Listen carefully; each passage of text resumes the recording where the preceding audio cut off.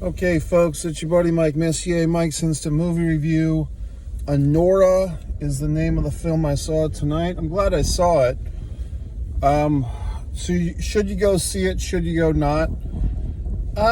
If you like, kind of sexy woman movies, like, there's a sexy actress playing a sexy character, a stripper, some might say an escort, kind of unseemly people, I would say, people that you wouldn't necessarily trust your wallet with. I mean, who would you trust your wallet with? That's kind of a tough litmus test. Is that what they say, litmus? Is it a litmus? What's a litmus? And who is this test, or why does litmus have a test? In any event, it's a good movie. It's kind of one of these, if you ever saw a movie from a long time ago, Risky Business, the movie that kind of launched Tom Cruise as a leading man many years ago. Kind of a similar deal in some regard, but not in others. I guess in that movie, Tom Cruise in Risky Business was playing the suburban high school senior, I think, who gets caught up with a prostitute, and he gets in over his head with Guido the pimp. The movie's kind of from the suburban white kid perspective. This movie is more from the perspective of the young lady who's a stripper or a escort. Well, I guess she's an escort in some regard. She becomes one anyway. But I like the movie. I'm not going to lie to you. I was so tired. This movie is a little bit long for what it is. I mean, I guess you'd just call it like a sexy kind of comedy, character study. I guess you could say action to some degree, crime, underworld. If you ever saw things like, not so much Pulp Fiction, but the follow-up, Quentin Tarantino's Jackie Brown, just kind of gritty, kind of character movies. I don't think there's any great depth to this thing.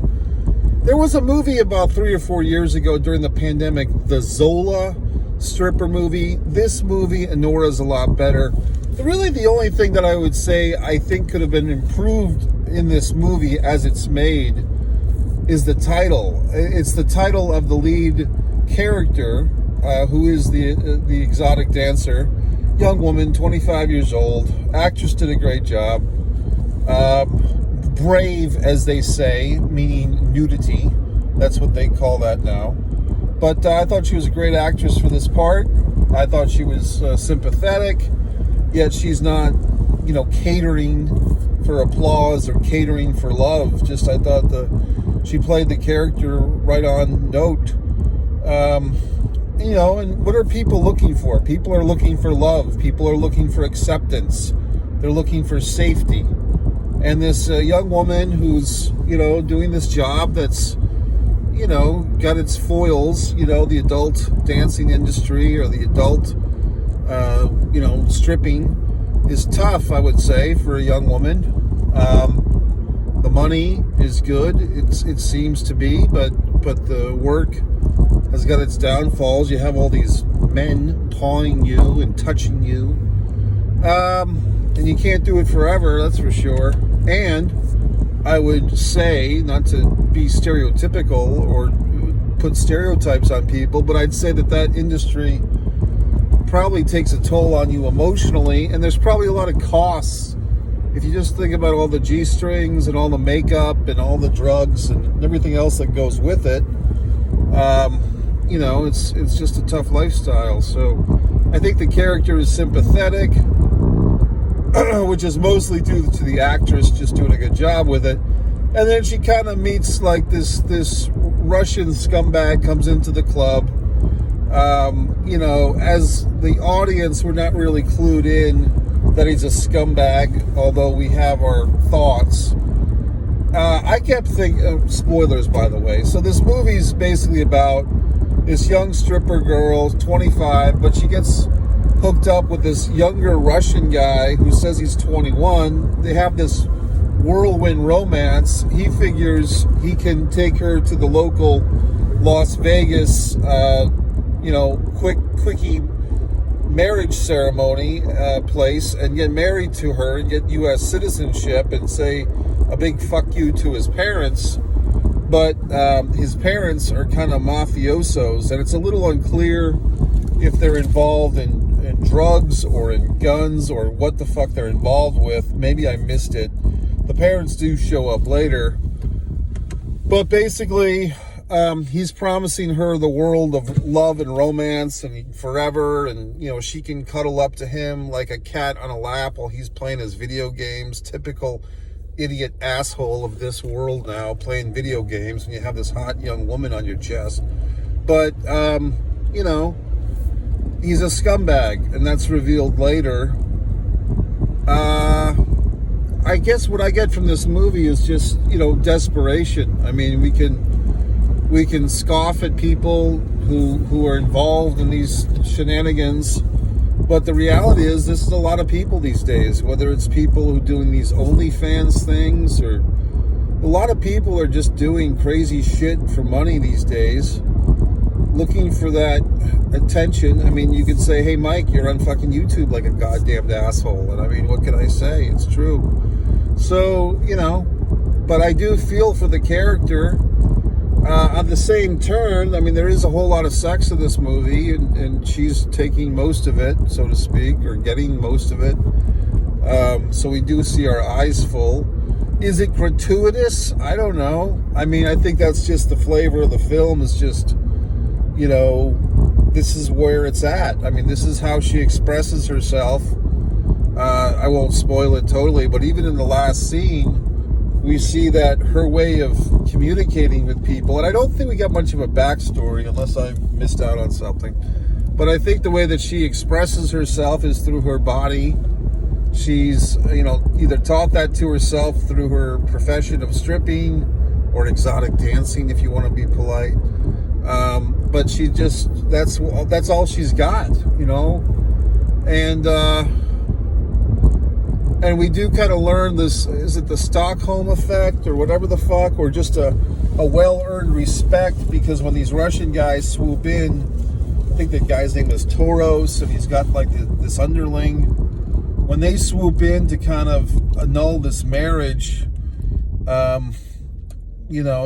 there is affection there in some bizarre way between her and these Russian thugs, because they're just trying to do their job, and they're all kind of victims to this 21-year-old Russian asshole. Not that, it's just that's the character who happens to be Russian, and he happens to be an asshole. And, they're all sick of his ass. Now, I did kind of conk out when, like, the mom character was coming in and all this horse shit. So I missed maybe 10 minutes of stuff. I was just so tired. I had such an exhaustive day doing wonderful things, working on my own novel, the audiobook version, working on paintings, doing all these wonderful things that I do. So, the movie was like 2 hours and 20 minutes. It started at 8:45. I guess I do want to talk about this for just a moment. This is one of those like crunch times, like we're in mid to late November, about a week out before Thanksgiving. I guess Thanksgiving's next Thursday, if that's accurate. And all these big time movies. Red One was the number one movie last weekend. I missed it. I had a ticket to see it at 7 p.m. on the big Dolby Digital screen. I went to visit with some friends. That went into overtime. And I rescheduled to go see that movie with McCulkin's brother, Kieran McCulkin. So I saw that instead. So I still haven't seen Red One. And then tonight, the big, Shish Boom Ba. This weekend, it's a double feature. A battle at the box office between Gladiator 2 with Denzel Washington and some other guy against Wicked, the highly anticipated Disney musical, which I guess I should be excited to see, but I'm not familiar. I never saw the Broadway musical. I never sat there and read the fucking book. I know it's the Wizard of Oz, but what if the Wicked Witch and fucking Dorothy like smoked a joint together and became peer pals and became Yenta sisters and all this horse shit. So, I've seen clips of this thing because the AMC movie theaters have Jeff Goldblum narrating this fucking promo for it with Ariana Grande. Now, I have recently all you assholes are probably Ariana Grande's fan base, and you know all the wonderful things she's done as this asshole gets away from me, or as I get away from this asshole. But I'm not terribly familiar with her music. I know she fucked or dated Pete Davidson, whatever you want to say. I know she did the childhood shows with the woman that wants to kill her mother or spit on her mother's grave, and the fat guy who was a patty.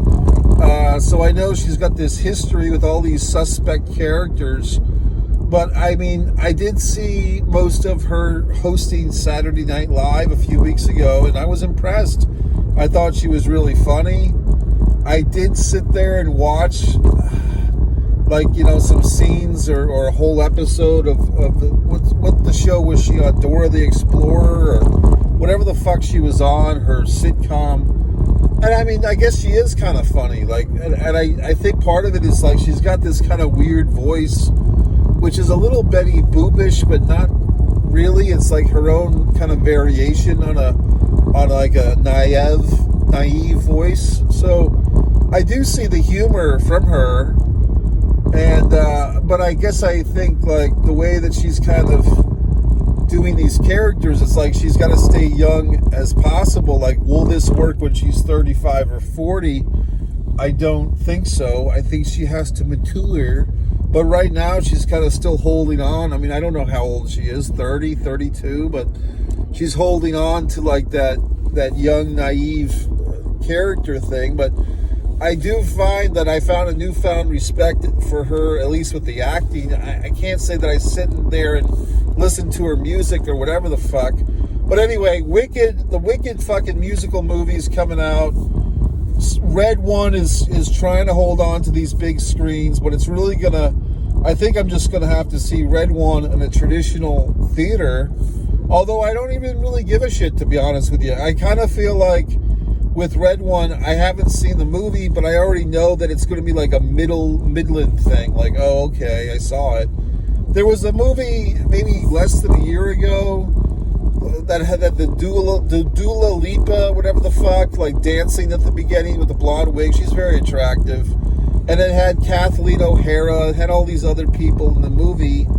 And was it the one with the cat, the calico backpack? People thought that Taylor Swift wrote this fucking movie. It wasn't very good. In fact, it was not even bad enough to be so bad it was good. I thought the Cats movie, I don't even think that was so bad, the one that everyone shat a stick on a few years ago. But I think at least with that, it took some chances that were really bad choices, which is kind of makes it more exciting or more fun to watch. But with this, whatever that fucking movie was, Calico or whatever the fuck, 2 years ago or a year ago, it just stunk. And I kind of feel like Red One, it kind of looks like it's going to be there. Oh, we brought out all these assholes you're supposed to give a shit about. And then it's okay, I don't. So the point is, I was thinking of seeing Red One tonight or Wicked or whatever the fuck, and then I just ended up going to see this Anora movie, and I'm glad I did. This is a movie that the title I don't think is good. I think it's one of these titles, like I've said before, you have movies that have titles that intrigue you or provoke you to possibly buy a ticket or to go see the movie, and then you have other titles that you don't appreciate or understand the title of the fucking movie until after you've seen the movie. And that's, to me, it's such a simple fucking thing, and I'm not some big box office movie producer, although I have worked in the industry, as us assholes say. But I just feel like, for me, you should always give a title to the film that helps provoke people to go to see the fucking movie. Not where you have to see the movie first and then it makes some type of sense to you. And Anora, first of all, it's for us Americanos, it's not a familiar name. So we don't really, like if it was called Heather or something like that, we could wrap our dicks around it. But with Anora, it's like, what does this mean? It's a name, but I don't know. I just think that it wasn't a good title for a film, because the film's got so much, sex and crazy shit and characters and just wildness and tragedy, really, because like I said, the tragedy of this film is that everyone wants to be loved. Everyone wants to be appreciated and seen for more than the situation that you're in, whether it's, being a low rent prostitute or escort, if you were. Everyone wants to be seen for who they can be, not for who they presently are. And I feel like the title of this film, it's so vague and it's hard to remember. Anora, it's like, what the fuck is that? It just doesn't work as a title, and I don't understand how these movies can get greenlit and put in theaters and all this horse shit, and there's not one intelligent asshole like myself pointing this out, like, hey folks, we have a pretty good little raunchy movie here. Let's actually try to make money and give it a title that people can sink their little teeth into.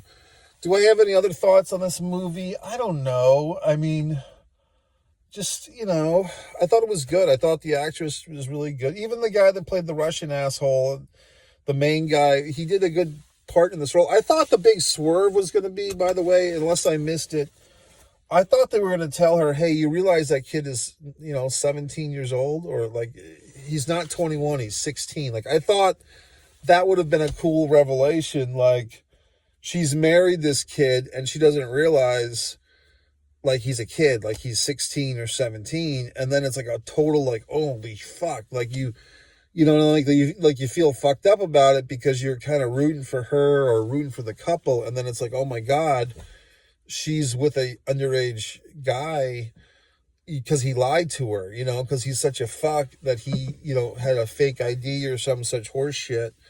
And I thought that would have been a good swerve to it, but they didn't do that. So, I mean, if I had been, and I think they could have added that wrinkle to the movie without it really fucking up the rest of the story. Maybe that would make the movie a little, but I mean, when the Russians were saying, hey, we can charge you with all this horse shit, they could have said, we charge you with the statutory rape, because technically she would have been a rapist, a statutory rapist, had he been underage. I think that would have been an interesting spin, and that would show, like, the recklessness of her situation, the desperation of her situation, so to speak. And, I think that if this kid had all this money, he could have easily had a fake ID. People could be catering to his whims. We see that later when he's slapping the Japanese hotel manager guy around, which wasn't very nice. How, conceited this asshole was and all this horse shit. So I don't know, just a thought. I mean, overall, I did find myself entertained. You say, well, how can you be entertained if you conked out? Folks, that's not too unlike me. I sleep very little, 4 or 5 hours a night, and it catches up to me sometimes, okay? So it's no offense to the film. But the movie did get some LOL moments, laugh out loud assholes. I mean, there was like 4 people in the theater, and there were various times when myself was chuckling. I could hear other people chuckling. Like, there was some good moments. So if you ever see True Romance, from a long time ago, Christian Slater, the gorgeous Patricia Arquette, kind of like a thing like that, where like low-level people are trying to work their way up on the totem pole, but it's just difficult. So that's it, folks. So I will go see the red one eventually. I have a feeling that I'm eventually going to break down and see it, and then I'm not going to like it anyway. Terrifier 3, I never got around to that. I did see Smile 2. The one with What's His Dick was A Real Pain. That's the title of the movie, A Real Pain. That was good.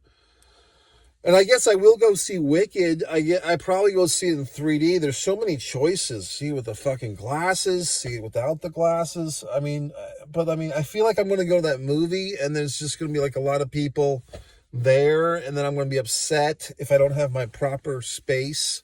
So maybe I'll save that for a matinee next week, and like hopefully these assholes will not be all in the theater. But And then the fucking Gladiator 2. So it's a big week at the movies, folks. Mike Messier.